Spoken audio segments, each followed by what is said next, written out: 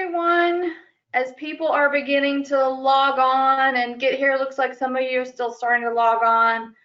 I just wanted to go ahead. I'm Angela with SEO Rocket. I wanted to go ahead and start doing some little housekeeping. Happy Halloween week, everyone. So I'm going to get out my witch's broom and do the housekeeping here. Just wanted to let you all know that you are joining in what they call listen only mode, which means I can't hear you. Hopefully you can hear me, but we still want you guys to communicate with us and ask us questions, because we are saving time at the end of our presentation today to answer your questions, and because we know you tend to have a lot of them. So please, there's a little chat box that says questions, I believe, in your dashboard. So please, as you have a question throughout our presentation today, be happy to type it in and let us know what questions you may have about your business, about paid ads. Also, too, if you have any commentary on marketing topics that you'd like to hear more about, we're always certainly love hearing about those, because they help us plan our future webinars. So please feel free to do that. And then, of course, stick around until the end of our presentation so that you can actually hear your questions answered, okay? All right, it looks like we're, most of you or a good bit of you are logged on, so I'm gonna go ahead and get started. It's after 11, so I'll go ahead and get started for everyone. All right, building your digital paid ads strategy. Paid ads, right? This is a topic that we very often get asked about. It's very mysterious. People will often say, oh, I tried it and it didn't work, I wasted my money, or I tried it and it works great, or my competitors are doing it, how do I get started? But at the same time, there are a lot of mysteries there. So, you know, how do we get started? What do we need to do to reach the best audience and reach them effectively? Those questions get asked a lot. You know, what do you handle? What do we handle? What's involved, etc. So lucky us, we have Sean with us today. Sean Browne is our paid search specialist here at SEO Rocket, and he's been with us since 2015. He holds multiple certifications from Google in paid ads and analytics, and also a company called SEM Rush, which is a company in our industry. They have multiple certification programs in paid search, and he has all of those. He's got a list. Anyway, so Sean, and as you can see here, Sean is our go-to guy for all things paid search, and so he's going to walk us today. He's going to walk us through the many steps that he takes when he's considering a strategy and putting together a plan for businesses. Okay, he's going to clean up our mysteries today for you and for us, so we can go forth and conquer this paid ad strategy thing. All right, I'm going to go ahead. Let's go ahead and get started, because we have a lot to cover. And in order to get started, I'm going to take our cameras down so you won't be distracted by our smiling face. You can focus on the presentation, okay? So we'll be back later, trust me, to answer your questions. Okay, taking our camera down. All right, guys. So very quickly, I want to go through a couple of the foundational items that we look at when we are putting any marketing strategy together for our clients. First, let's talk about this. And some of you may have seen this on our webinar last month rather, but I'm going to quickly go through them because not everyone has. All right, part of building any marketing strategy begins with all these foundational steps. This is our sort of a pre-launch checklist, okay? Number one, what is your need? What is it that you want your site to do or do more of? Now, think measurably here. Phone calls, contact form submissions, landing page traffic, etc. Conversions. What a conversion means for you. Think of that. Next, let's build those needs into goals, okay? And by that, let's make it a SMART goal. And by SMART, I mean smart S specific. What do you want to improve? For example, your ad click-through rate on your paid ads or contact form submissions. M, measurable. This gives you performance data. Performance data would be, ad impressions, click-through rates, conversions, things of that nature. Spend. A, achievable. Is this a reasonable goal for your business? Think of that. R, being relevant. Does it make sense for your growth plan? And then, of course, T, time bound. So that's simply within a specified amount of time, say, 6 months or 12 months. You don't be generic or cloudy with this. Be specific. That way you have a target and you know where you're going, and then of course when you've gotten there, right? You have a map. Next, who's the authority in the decision making of your marketing? These are your stakeholders. Is it you? Is it someone else? If you're a micro business, it could totally be you. Or maybe you have a board of directors. It runs the range. Determine who is going to have a say in your planning, as well as who will understand the value of the outcomes. Okay, so you want to make sure these members are all engaged as best they can be in the planning, because that's what gets you the buy-in that you need for budget, right? Okay, this is the big one. Serious consideration needs to be placed here. And this is a question that comes up extremely often, okay? What should my marketing budget be? People will call us and I'll talk to them, and when we're brainstorming ideas and strategies with them, they will always, and I'll say, what's your marketing budget and what's your timeline? And they'll often say, well, you tell me. And I have to come back and say, no, you tell me, because I really, I don't know this information about your company. So a lot of people don't really know where to start here. So here are some sort of rules of thumb that I want to share with you guys, okay? 2 ways to look at this. First approach that we're looking at now. This is for businesses that have not been measuring their performance data, but your revenue. So maybe you didn't realize it was possible to measure performance data, or maybe you just didn't, or maybe your analytics programs aren't set up correctly and you don't even have it to look at, or nothing's being tracked. No one thought about it. Whatever the case may be, if you don't have that performance data, you do know what's coming and going. So you do have an idea of your revenue. This is the easiest way to do it.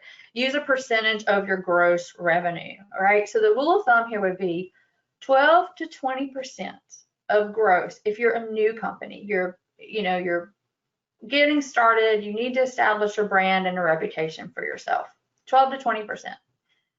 If you're an established company and you already have that reputation, you already have some word of mouth, and you have some established clients, you can back that down to 6 to 12% of your gross revenue.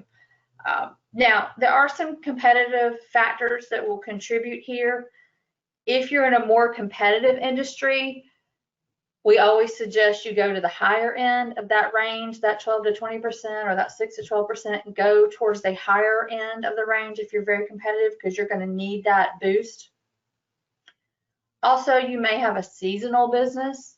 Maybe you're a landscaping company, or, a snowblower, whatever it is. If you have some seasonality to your business, you're going to have to shift that spend and that budget throughout to, account for the seasonality. But these percentages are a really good starting point. Second approach is the budget calculator. This uses your growth goals according to historic performance data and digs deeper into the math of it. Now, you have to have the performance data here to do this, okay, to take this second approach. And there are multiple steps, but you have to have that performance data so you can go through the steps to ultimately determine what your budget should be. Okay, let's imagine that your marketing team wants to acquire 50 new customers, okay? That's the SMART goal, 50 new customers. To determine that number, you're going to first need to know your average cost per lead. This is how much you spend to acquire a new customer.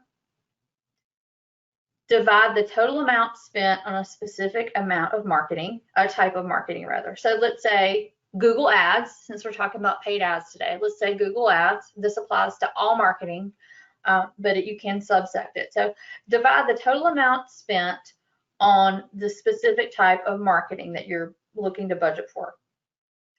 Divide that by the number of leads generated by that marketing previously, and that's going to equal your average cost per lead. What that marketing got for you cost per lead. Next, step 2, what's your average conversion rate? This was the second number to determine. Once again, using that performance data, this is the rate at which those leads actually converted and became paying customers. So the formula here is the number of conversions, which you'll see in your performance data, aka paying customers, divided by the number of leads generated by that marketing type equals, you got it, the average conversion rate. Now we're going to take this and determine our annual budget. So how many leads do we need? First, determine the number of leads your company needs in order to reach X number of new customers. In this example, we're going to go for 50 new customers, okay? You can do this by dividing your new customer goal, the 50 new customers, with your average conversion rate. Plug in your own numbers based on your business size and needs. In this example, we want 50 new customers, and we've determined that we have a 20% conversion rate. So that means we need 250 leads to get that. How much is this going to cost us? Okay, this is the last piece of the budget puzzle. So determine how much it will cost to generate that 250 new leads that you need.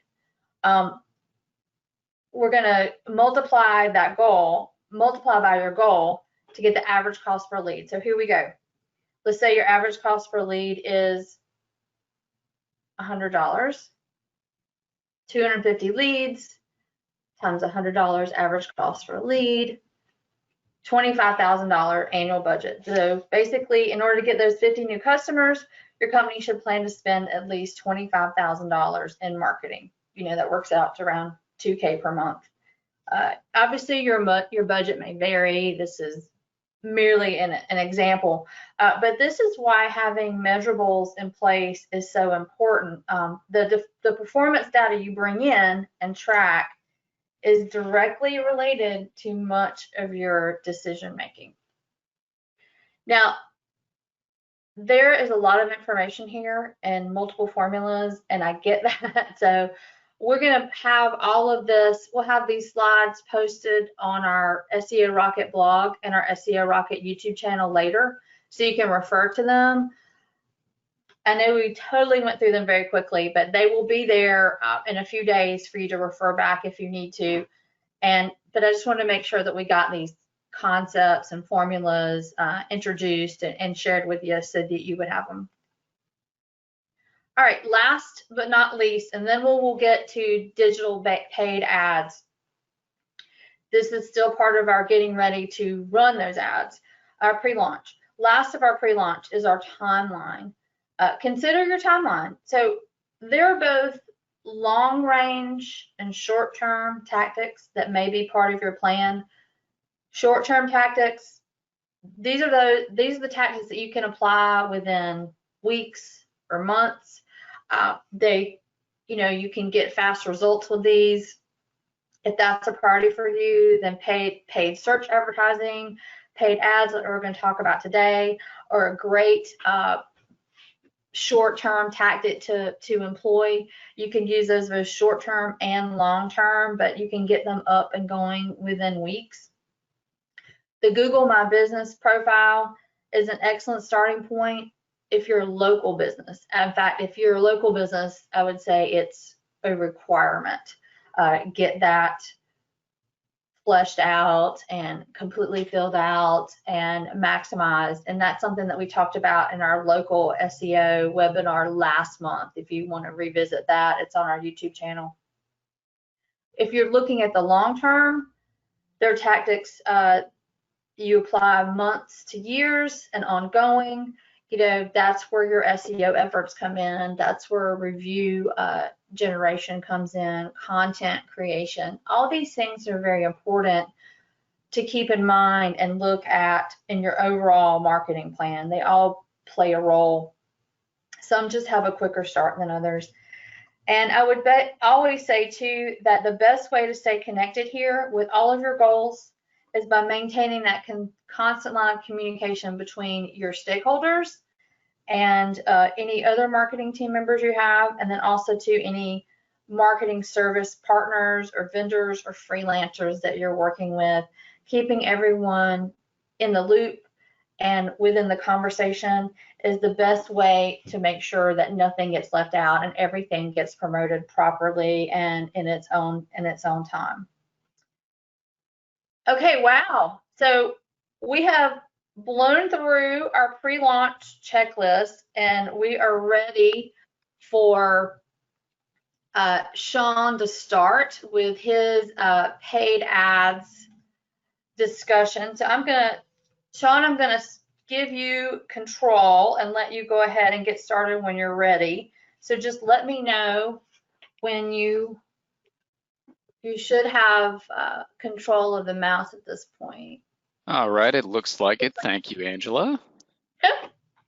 On to Sean. Looks like everything's working well. Hello again, everybody. Let's go right into it. So we'll start this section by going over some of the benefits of paid ads compared with other forms of digital marketing. So for starters, you've got more control and targeting options. What this means is paid ads provides you with more control and detailed targeting options that allow you to determine when your ads are shown, where they can appear, and who you want to see your ads. There are also faster results. As Angela mentioned with the timeline slide, paid ads start generating results within a fairly short period of time. You will start to see results within a few days or weeks of launching a new campaign, while other methods such as SEO can take a couple of months of consistent work before notable results will start to show up and you really get that payout that you can come back and say, hey, look how well this is going. There is flexible pricing. So paid ads will adapt as best as they can to your budget, and you can tailor your strategy and your network selection to fit your budget. Though you do want to make sure that you have enough of a starting budget so you can gather enough data to make educated decisions. A common trap of paid ads is that people will start with too small of a budget and they can't get enough data to get meaningful results and make educated decisions. So they just dismiss it as, oh, paid ads didn't work. Well, you may have not put enough resources in right at the front. And finally, there's expanded reach.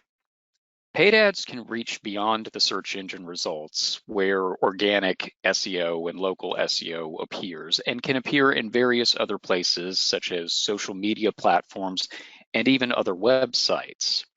Additionally, if your business is trying to reach people in a service area or in nearby cities, regions, or states outside of where your business is located specifically, then paid ads gives you a quick way to expand that visibility without having to build up all of those other signals that indicate that you have a presence outside of your starting area. Next up are the paid marketing types. So we'll be going over the basic paid marketing types, which in a nutshell are search marketing, also known as SEM, paid social marketing, and display marketing. So search marketing ads appear in front of searchers on sites like Google or Bing or Yahoo and other search engines or search partners. And what that means is if a site has elected to have Google supplement their site search, some websites still do this, you may be able to see your ads on those site search functions. Paid social ads, as their name implies, appear on social networks like Facebook, LinkedIn, and Twitter. And then finally, display marketing ads are primarily visual ads that can appear throughout the internet on sites like YouTube, news sites, and various other sites who have elected to show ads in order to generate some additional revenue. Each of these different paid marketing types is better equipped to handle different stages of the marketing funnel or the buyer's journey than others. So ideally, you want your paid marketing strategy to have touch points at each stage of that journey so you can keep your brand, your products and services on the customer's mind. And speaking of the marketing funnel, here is a basic form of the marketing funnel. There are some variations that have more stages or subsections, but for our purposes, we'll be sticking with and kind of delving into these three stages, three very high-level stages, which are awareness, evaluation or consideration, and conversion or action. So starting off, the first stage is awareness. This is the point where potential customers are realizing that they have a problem and they're starting to look for a solution. So this stage is very high level. It has the broadest reach of the entire buyer's journey, and things tend to not be quite as focused at this stage. So what you want to focus on this particular level of the funnel is addressing a couple of basic needs. Namely, a customer is saying, hey, I have a problem, and I need something to solve that problem. So a good example are my carpets right now are looking a little dingy. I'm noticing more being stuck at home more often. I've got 3 pets, so it just kind of comes with the territory.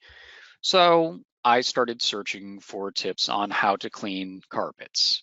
And as you can see from the results, the screenshot, there is a video on how to clean them myself, but there was also an ad that appeared above that video that gets me thinking, maybe I don't need to do it myself. And frankly, I would rather not, because I'm pretty sure that a professional can do a better job than I can. Now, an alternative item to address at this particular level of the funnel is, I didn't know I needed that. And what that means is where you as an advertiser are both introducing a problem and a solution at the same time. So for example, scrolling through Facebook earlier in this year when COVID was really starting to hit its stride, I noticed an ad for some anti-fog glasses wipes. So I don't wear glasses all the time, but I do wear sunglasses frequently when I go out and about. My wife wears glasses all the time. So until then, I was aware that the masks were going to fog up my glasses, but I just thought, hey, you know, it's just part of the process. It's part of what we're going to have to live with. But that ad brought the issue back to my attention, and it also provided me with a pretty simple solution for that issue that works pretty well. So that was a neat find. So next up is evaluation. This is the point where customers are narrowing down their options. They know what they need or want and are now seeing who has the best offer that fits their circumstances. So that could be somebody who's price shopping, or if there are specific service or product features that they're looking for, or somebody who has the best reviews and various other aspects that would make your business stand out from your competition. So the key areas that you want to focus on at this stage are your unique selling propositions and kind of showcasing offers in a way that will appeal to these different customer groups and resonate with these different customer groups. Like if you can offer discounts and things like that, or if you do a particular variant of a task better than somebody else. So for example, going back to my carpet cleaning search, I've determined that I would rather hire somebody than do it myself. And to me, price is a very important factor. So I've searched for affordable carpet cleaning. And I've seen a couple of options appear in the results. That first one seems like it could be pretty good. It's the top result, so it got my attention. It's taking up more space. But that second one says that they do 2 areas and a free haul for only $99. Well, I looked for affordable carpet cleaning, and you've just given me what seems like a pretty reasonable price. Now, granted, I haven't shopped around yet, but that sounds pretty good to me. So from there, the lowest level of the funnel is conversion. This is the point where potential customers have narrowed down their best options and are ready to finalize that choice. At this stage, you really want to focus on creating a positive buying experience. So they've clicked on your ad, they've gone to your website to buy something or to reach out to get a request for service or a request for a quote. So you want to make sure that your site is working really well and that your purchase or lead generation process is really straightforward. So you don't want a really, really long form if somebody's coming in on a mobile device, because they're not going to want to scroll endlessly and fill out a bunch of fields just to get a request for a quote. But this is also the point at which you have a chance to add that customer's information into your records for some cross-selling opportunities or upselling opportunities in the future. So at the very end of my carpet cleaning search, that $99 offer is just too good for me to pass up. So I've clicked on the ad. Right away, I see their site has made it super simple to reach out. They have said, hey, call us today. That's their big call to action on their landing page. Great, I know exactly what they want me to do. And I do a little bit more digging. I like to look around and research before I finalize my decision. And I see that they also have a 4.9 star rating on Google with almost 200 reviews, which is really comforting. That means a lot of people seem to be really happy with their service. And then the big old cherry on top of the whole process is they've got a special for new customers, $10 off your first cleaning service. I'm pretty well sold at this point with all of those factors. So next up, we'll be talking about some of the most popular paid marketing channels. So for starters, we have what is probably one of the best known, Google Ads. And Google Ads is a very versatile platform that contains many different mechanisms to capture searcher attention throughout the marketing funnel. It offers display and video formats that can appear on YouTube and on over 2 million websites that are part of the Google AdSense network. So those are those sites that have elected to show ads to generate some revenue. And that is really, really nicely suited for that awareness level of the funnel. But it also offers search and shopping formats that can work well throughout different stages of the funnel. And these ads can appear in the Google search results, on the Google Shopping tab, and also in those search partner sites.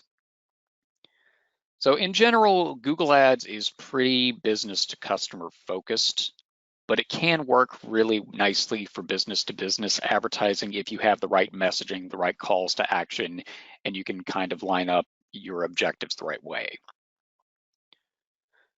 So next up, like Google Ads, Microsoft Ads is a pretty versatile platform. And it might be a little confusing because some people still call it Bing Ads, but they have officially migrated to the nomenclature of being Microsoft Ads. So Microsoft Ads offers search and shopping formats that can appear in the Bing search results, on the Bing shopping tab, very similar to Google, and throughout Microsoft's partner network that includes different sites such as things that are included on AOL's network, on Verizon's network, and so on. And while it doesn't have a display network, Microsoft Ads does have some pretty unique targeting features that Google lacks. For example, Microsoft Ads can tap into LinkedIn profile targeting to give you some better B2B targeting. So in general, Microsoft Ads is also pretty customer focused, but with that LinkedIn profile targeting, it can be a really useful tool for B2B advertisers. But it does account for a smaller portion of general search traffic than Google. Next, if the presentation will go, there we go. Next is Facebook ads. So with Facebook ads, they can appear throughout Facebook and Instagram and will typically utilize really strong visual assets and promoted posts to catch people's attention while they're scrolling through their feeds. These ads are really, really nice for appealing to that "I didn't know I needed that" mentality, and can result in some impulse buys depending on the product or service. I am certainly guilty of seeing a couple of things on Facebook that caught my attention that I did not know existed, and I just kind of went ahead and bought them. I mean, like the Orbit key advertisement, admittedly, that's one that I kind of impulse bought because I can't stand key rings. So that aside, Facebook ads also works really well for introducing novel products or services that are so new they're not widely searched for on platforms like Google or Bing. And they have a really nice benefit of they can keep your brand and your products and services at the forefront of customers' minds as they are doing their casual daily scrolling. And in general, Facebook ads are very B2C focused. There can be some B2B, but it really, really is more oriented toward the customer at this level. Next up, very similar to Facebook ads in some regards, is Twitter ads. And the similarities are that Twitter ads commonly use visual assets to catch user attention while people are scrolling through their Twitter feed and getting caught up on all the latest gossip. Along with the visuals, there are also promoted tweets, there are promoted accounts, promoted trends, and promoted moments that allow businesses to respond to the current hot topics and trends whenever they're appropriate, and occasionally when they're not appropriate. So that can be a little bit of a pitfall. And also similar to Facebook ads, Twitter ads are really good for appealing to that "I didn't know I needed that" crowd, and they can keep your brand and your products fresh in the customer's minds. And then finally, we've got LinkedIn ads. As everyone knows, well, I'm assuming most people know at this point, LinkedIn is the professional social media network, and its advertising is very well suited for B2B advertisers. LinkedIn ads are very versatile and they can appear throughout the LinkedIn feed. LinkedIn uses visual assets, but it can also serve promoted posts and text ads, since a lot of LinkedIn's audience is sharing or looking for informational and educational content, not necessarily looking for a product to purchase or a service to purchase.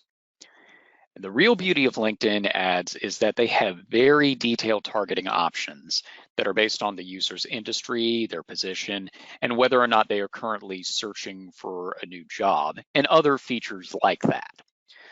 The downside is that all of that detailed targeting comes at a cost.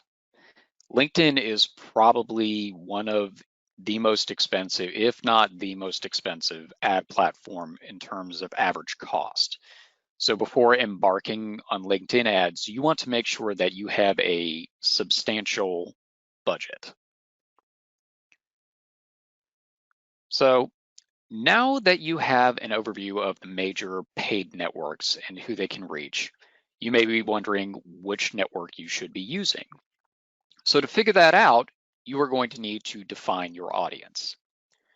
Understanding your audience will help you decide what kind of ad formats you can use, what kind of keywords you should utilize, and audiences you should be targeting, and how best to target those potential customers.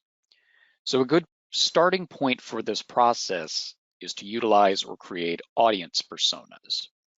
So when creating an audience persona, consider the following questions. What do your customers want or need? That harkens back to trying to address things in that awareness stage. What motivates customers? Are they motivated by their budget? Are they family oriented? Are they other business owners? How are customers searching? What kind of queries or terms are they typing into Google or Bing when they're trying to find information? Or are they searching at all? Some may not be. And then where are your customers spending their time online? Are they researching things on Google, or are they idly scrolling through Facebook? These are all very important considerations. But the key point of this is to make sure that you're lining up your marketing goals and your buyer personas with your paid ad options. So to address the how are your customers searching portion of your audience persona and creation process, you will need to do keyword research. Keyword research helps you to determine what terms searchers are using to find information on a topic and how often those terms are used. So keywords can give you some insight into the intent behind a search or what your audience is seeking, such as solutions or information. So to start off, you want to form a list of starting or what we call seed keywords based on your brand and what your business offers. So these could be services, like if you're an air conditioning professional, you may say air conditioning repair, or you may include your company's brand name. And then once you've created that list, you want to use tools to validate that research. So each paid platform has its own built-in tools that can help you. So the examples that we've got here are from Google Ads on the very top, which is the Keyword Planner, which can help you discover some new keyword options, or it can provide you with search volume data and forecasts for how those keywords may perform in the future based off of past data. And there are also really useful paid tools like SEMrush, which is featured below, which can provide you with more detailed information for both paid advertising mechanisms and organic keyword research. So you are paying for the tool, but you're getting more out of it than you might necessarily get from some of the built-in things. But the really important thing to remember about this part of the process is while keywords are useful, remember your target audience. In recent years, paid platforms have made addressing audience intent way more important than the keyword selection that was used to get them there. And just because a keyword is commonly used in-house at your company or by your industry doesn't mean that searchers are going to be looking for it. It doesn't mean that's what they're going to be typing in. So consider variations. Consider what is a more common nomenclature for what you do as part of this keyword research. In addition to keyword research, competitor research is incredibly important for developing a paid ad strategy. So it is critical to know who your competitors are and what they're doing with their own paid ad strategy. Analyzing their strategies can help you save time and money by giving you an idea of what has worked well for them and what really hasn't panned out. And it can also uncover marketing gaps that you can exploit with your ads. Maybe you see the competitors are bidding on a lot of different things, but there's a particular niche of the industry that you take care of that nobody is bidding on. That could be a golden opportunity for you to shine among your other competition. So when doing competitor research, remember to punch in your weight class. And what this means is going after competitors who are most similar to your business. So consider the following. Which potential competitors are most like you in scale? You're probably not going to beat Amazon. You're probably not going to beat Walmart, but you might be able to go toe-to-toe with another local competitor. What kind of message are they using? Check out their ad copy, check out their offers, check out their landing pages. What are they saying? What kind of wordings are they using? Beg, borrow, and steal. Take advantage of the work that they have done to make your life easier. But paraphrased, you don't want to be an exact copycat either. How aggressively are they bidding or targeting? Are they investing way more money than you can afford to? Do you see their ads everywhere? Are their ads really targeting the areas and the keywords that they should be? This is all important information. And finally, which marketing platforms are they using? Are they on Facebook? Are they on Twitter? Are they on Google? So during the research, if you find what your business offers isn't in alignment with what your competitors are doing or offering, then maybe they aren't the right competitor to focus on, and maybe you need to take a step back and see who else is on the playing field. And like with keyword research, you want to take advantage of tools to help you identify your competition and their tactics. So each paid platform has some additional built-in tools to help you identify and research competitors. For example, Google Ads has auction insights that can show you how often your competitors' ads are competing with your ads and how often they can be seen. You may also want to consider investing in paid tools like SpyFu or Sprout Social or SEMrush, again, for more in-depth competitor analysis than what the built-in tools can provide. The important thing to remember with those is those tools won't reveal all of your competitors' methods, but they do provide some pretty solid insight. The only way to 100% know what a competitor is doing would be to actually log into their account and see what they're doing. And unfortunately, I don't think most of them are willing to give you that peek behind the curtain. Competitor research and keyword research work together and influence each other. They're both critical components to formulating an effective paid ad strategy. And you may find that throughout your process of formulating your strategy, you may need to revisit one or the other and refine things. So once you have researched your audience, your competitors, and created your list of seed keywords, you need to plan the execution of your strategy. So consider the following. How well do you understand these concepts in the different paid ad platforms? Do you feel like you have a good grasp on which option is going to best fit your goals? Is there parts of the process that's still confusing? Do you need to do more research on the different platforms? How far can you extend your resources to support your paid marketing? The resources you want to take into consideration, of course, are things like your initial budget, which may determine where you start with your ads and how you can start, how much you can afford to start with. How much time do you have to create, manage, and adapt your paid marketing? Effective paid marketing requires time to analyze data and make adjustments based on that data. That also ties back into time is a resource that is important to take into consideration. And then finally, who will be responsible for creating and refining these assets like ad copy or ad creatives or landing pages for these ads? All of these components are important to determine the scale and the scope of paid marketing that you can start with and when or if you should expand your efforts. It can also help determine whether you can do it yourself or whether you have an internal team that will handle it or whether you should outsource the efforts to an agency. Next up, as Angela noted early on, you need to be measuring your efforts and results. Measurement is absolutely key to determining if your paid market strategy is on the right track or if something needs to be changed. You don't know what you're not measuring. A good way to do this is, again, by using tools to gain insight into your user's journey and to ensure what you're doing is lining up with your marketing goals.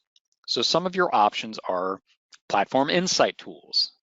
As noted before, each marketing platform has built-in insight tools that can help you evaluate your campaign and ad performance.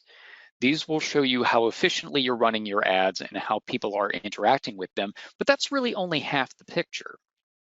The other half of the picture you can see once people have clicked through to your website, and you can see that portion using Google Analytics to help complete that picture.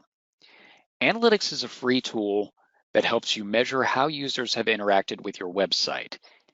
Every website should be using analytics. It is free, it is incredibly useful.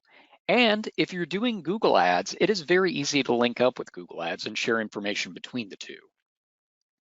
And then another thing to take into consideration are customer relationship management tools, things like Salesforce and HubSpot, which will collect customer data from multiple channels and can help connect the dots with that customer data throughout the entire funnel. Salesforce, for example, also integrates into Google Ads, so that could be an added bonus to help connect things together, but usually these tools do cost some extra money. And so fast forward into the future. You've made your plan, you've got your first campaign up and running. That's awesome. Things are looking solid, but you can't rest easy just yet. Work will continue after your campaign has gone live. There are many things that you need to keep up with and take into consideration once your campaign is active. You will need to analyze and understand your data over time.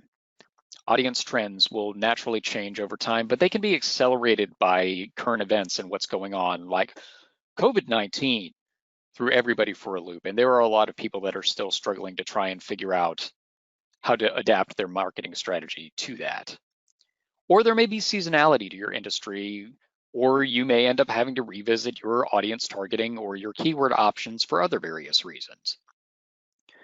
Beyond that, your audience may develop ad fatigue. And that occurs when they begin to tune out ads that they've seen before. That's probably very common. If you've ever scrolled through a web page and you just completely ignore the ads that are popping up between the content bits, that is basically ad fatigue. And it is especially common with visual ads.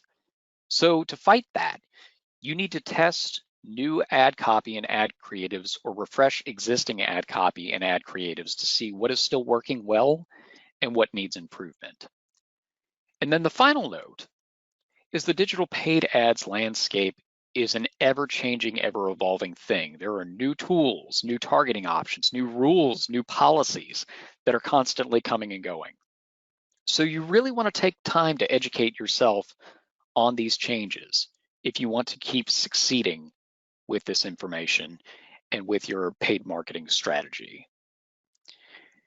And with that, we have basically reached the end of the presentation. I know that was a lot of information. I hope that everybody was able to take some good nuggets of knowledge from that. And I will hand it back to Angela. All right, great. Thank you, Sean. I will look for that to come over, control to come over, and I'll go get our cameras back up so we can answer questions. Thank you so much for sharing that. And guys, these are all the things that the pros consider when they're putting their plan together. So I certainly appreciate, Sean, you giving us that peek behind the curtain and the walkthrough. There we go. Okay, I'm back up.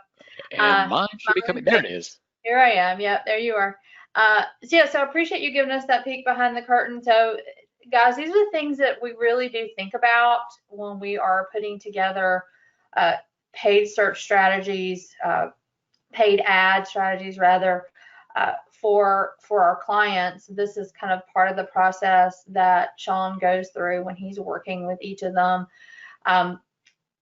So I hope that's helpful for you, can kind of solve some of those mysteries and what the thinking is and how to step through that. Any questions? We love questions. Looks like we have a couple that are in, so we'll go ahead and start answering those because we're right on time for question answering. Let's see. Okay, Sean, these are all for you. All right. First, okay, what do you recommend to get the most return on investment or conversions from the ads? What are your recommendations for ROI and high conversion? Well, if you are managing your ads properly, anything that you can do to improve your conversion rate is going to have a nice impact on your ROI. Things like aligning your target audience, your ad creatives, and the landing page experience, and making sure that the messaging is consistent and the experience is really easy to work with. So you also want to make sure that you're keeping your goals in mind and that you're tracking things. I cannot emphasize the measurement portion enough. So for example, if you're trying to get people to fill out a service request form on your site, you want to make sure that your ads are going to have, request a quote, request service as your call to action on your ads when you're clicking through to your site. You want to make sure that form is noticeable and easy to use and that your site is loading quickly and works well on mobile devices, because otherwise that user could end up bouncing right back out of your site before they've filled anything out. So just making sure that everything is playing nicely together and working smoothly. Okay. One more, actually two more. How often should I make changes to my ads? It depends. Is there a schedule or?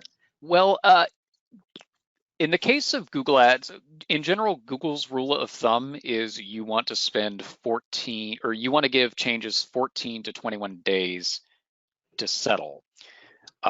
In ideal circumstances, that gives the system algorithm time to learn from those changes and kind of assess the results and make choices. But there are certain circumstances, like with search ads, where you may need to go in every week and add more negative keywords, so you're not bidding for things that you shouldn't be triggering ads for. Or if you're using like a manual bidding strategy, you may need to adjust the bids for your keywords. And then social ads will also require a bit more attention and more frequent attention, because there's that interactive element. You know, people can like and comment and share your ads and your promoted content and posts and whatnot. So you may need to invest more time to keep up with your social media audience in that capacity. You know, it helps establish that rapport with your audience, which is really important for business images.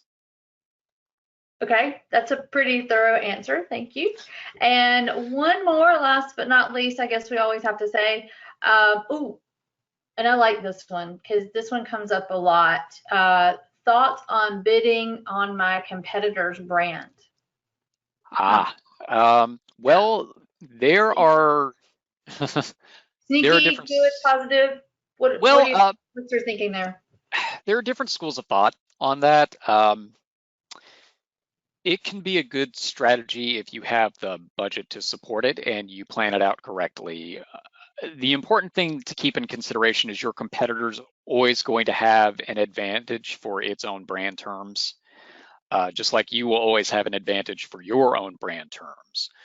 But there are definitely pros and cons to it. On the positive side, if you're bidding on competitor terms, it can boost your brand awareness, because then people start associating you with the same services that your competitor offers, and it can help promote the products and services that you have in common, and they may find that you're the better option for them.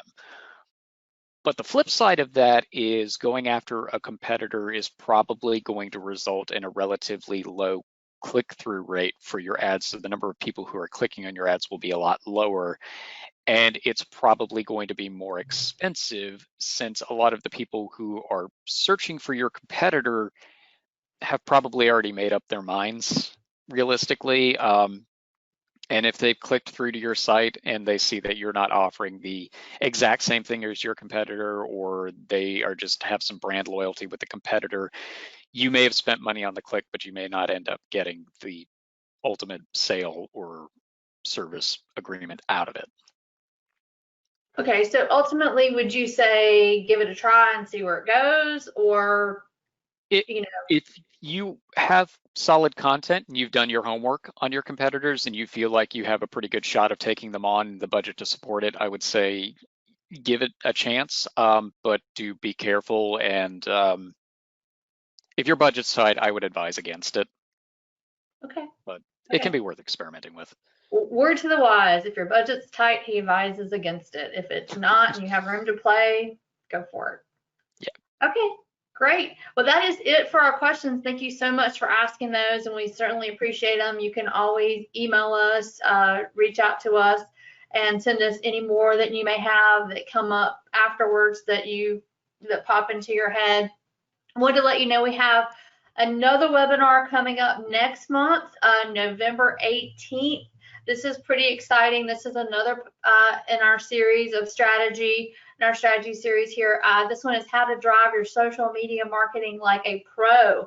And once again, we have an expert, a pro, who will be joining us. That's Emily Wasserman. She's a digital marketing consultant here, and she is near and dear to our hearts. So we love her. She's very experienced and knowledgeable, and I'm very much looking forward to having her with us next month, November 18th. Please join us. We would love to have you again to clear up those social media marketing mysteries there. Also, to this webinar, as well as all of our other webinars and future webinars, are on our SEO Rocket, or will be rather on our SEO Rocket YouTube channel. You can go there. I believe it's youtube.com/the SEO Rocket.